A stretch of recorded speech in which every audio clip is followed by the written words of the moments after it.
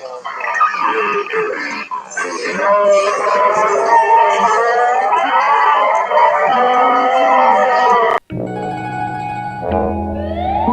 watching Treehouse.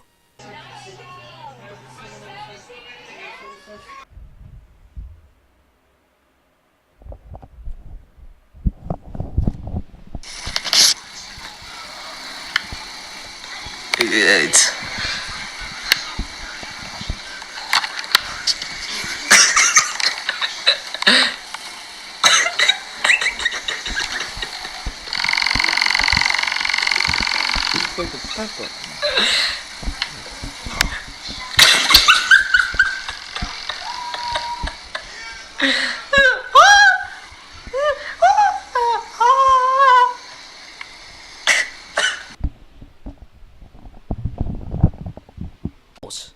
I'll say.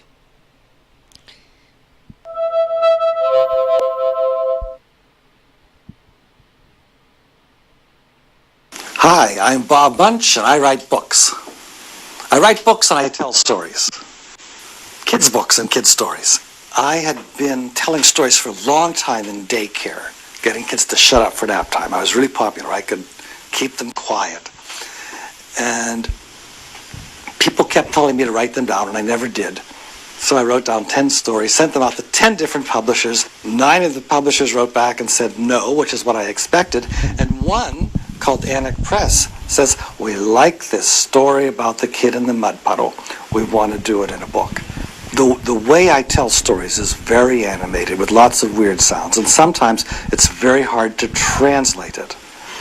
Like in my first book, there's a part that doesn't get in the book. It said, in the text it says, the mud puddle ran across the grass, jumped on her. But in the story it's, the mud puddle ran across the grass. And I said, how do I spell that? The nice thing about little kids is they're very hard to hold as an audience. So if the story doesn't work, you lose them right away. They're not nice like adults. They don't sit there and be bored. It's kind of like a comedy shtick. It happens over time, interacting with an audience. That's what my stories are like. They develop through interaction with audiences. So I'm letting the audience response affect the way I tell the story, because when I'm telling it, it looks like I'm directing the audience. I'll say, and Tom has said, no! When I bring down my hand, the audience is going to go, no! They're going to come in, see? So it's highly interactive, and the audience does not stay quiet. To get up, Isaac said, roar. Elena said, roar. Oh dear, said their mother. What sort of animals are you today? Lions, said Isaac. We're lions today. Right, said their mom. My kids are lions. For breakfast, Isaac and Elena each had a massive, monstrous, meaty bone. Oh dear, 'cause they're lions. What's this? Said Elena. Lion food, said her mom. Massive, monstrous, meaty bones make good food for lions. Right, said Isaac, and when their mom and dad were not looking, Isaac and Elena gave their bones to the dog. Roar, said Isaac. That was a good bone. Roar, bone. Roar. At school, Isaac's teacher said, we're going to go for a walk with the kindergarten. It's springtime, even though our school is in the middle of the city. School. Tiptoe, tiptoe, tiptoe.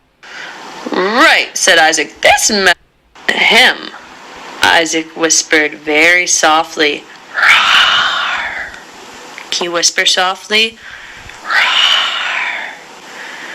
The mouse was not frightened. It roared right back at Isaac. Roar! Right, said Isaac. This mouse thinks it's a lion. On the count of 3, everybody roar. Are you ready? 1, 2, 3.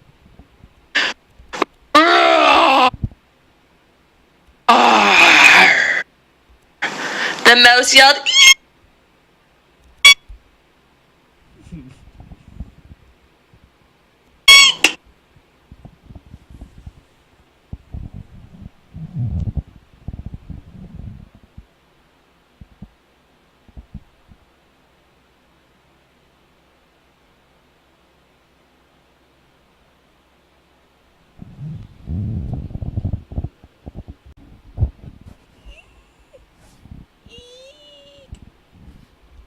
and ran away.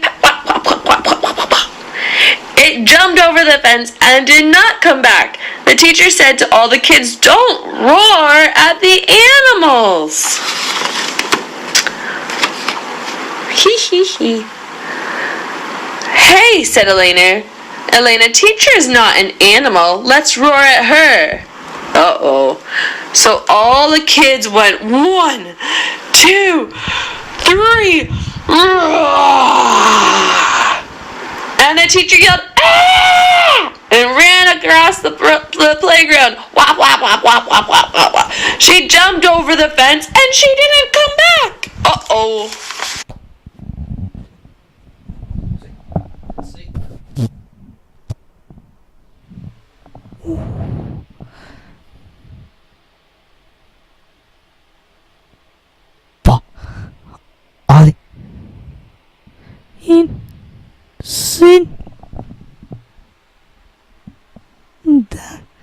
That's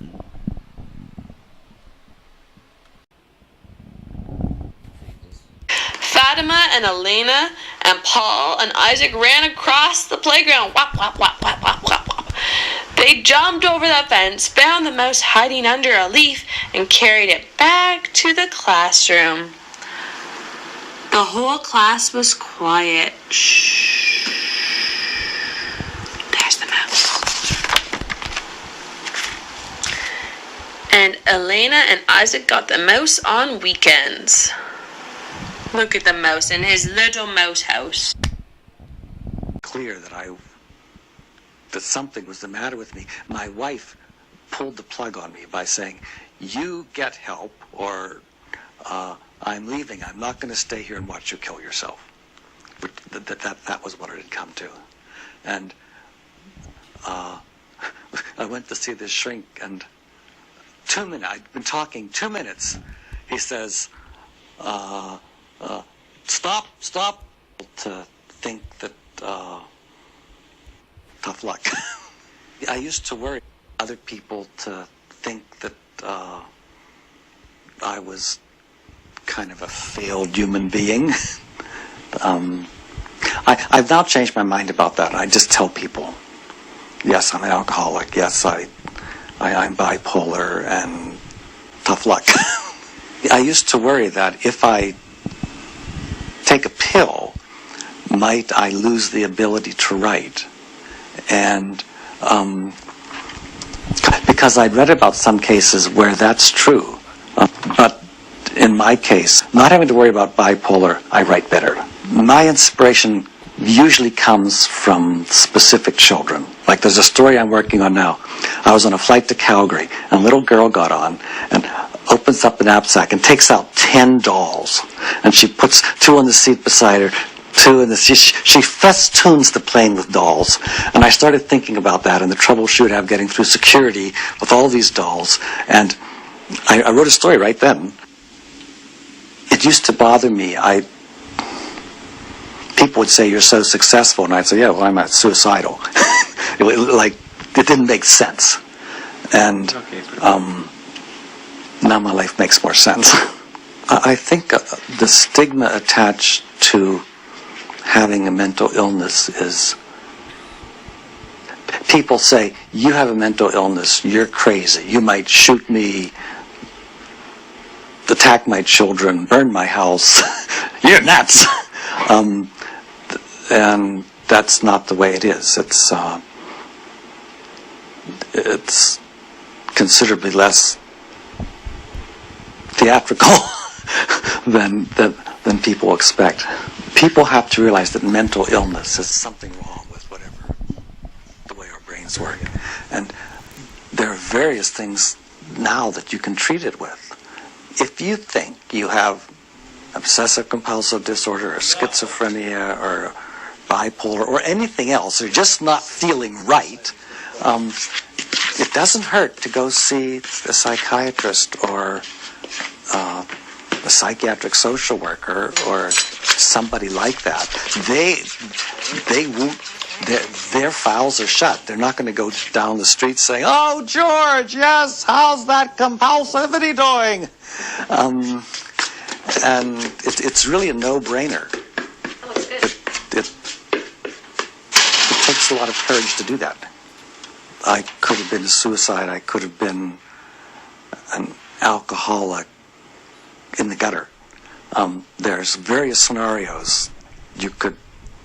I don't think I would have been alive without the pills. I would have killed myself. So that's a pretty poor ending. I'm lucky. I'm lucky I got help. I'm lucky it worked. But when I think about the years I remained sick, they were the years that I had my young children. So they knew a parent. Already I have lots of stories that aren't published. So the theory is I will die and stories will continue to come out.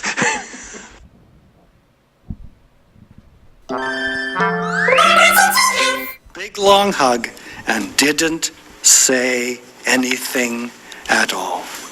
And that's the end of that story. Ladies and gentlemen, Robert Munch. So did everybody have fun today? Does everybody think we're going to break a Guinness World Record? What do you say?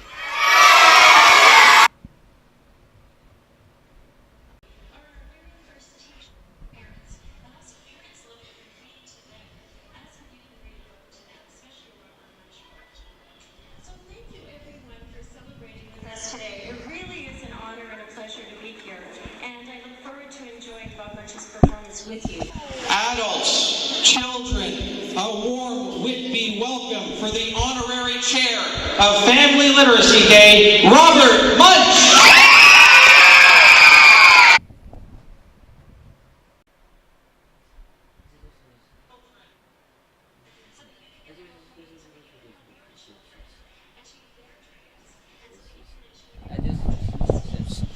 So this Family Literacy Day, we're very pleased that our theme is Play for Literacy. Playing is a really important part of literacy. There's lots of things that you can do, especially around board games or video games, that will help you practice your literacy skills at home. So today, kids, when you get home, ask your parents if you can have a board game night or family game night so that you can practice your skills with your parents. And also, parents love it if you read to them. Ask if you can read a book to them, especially a Robert Munch book.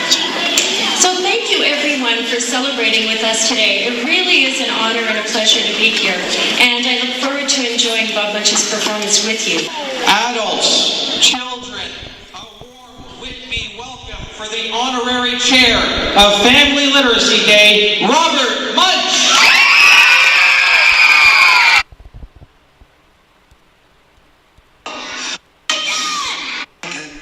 Trey. Here comes slapping, yes. He's so tired he falls down. Falls right asleep. Falls down, yes. Falls asleep, yes. Elizabeth says, Dragon. Dragon. Doesn't wake up. She says loud. Dragon. Still doesn't wake up. She says as loud as she can. Dragon. She says, this dragon is asleep. Ronald comes out of the cave. You're a bum. You're a bum. And they didn't get married after all. And that's the end of that story. Make sure you listen everyone's ideas and everyone just listen them. How does this one just do this I just once I guess the what's to do this everybody. You see this they always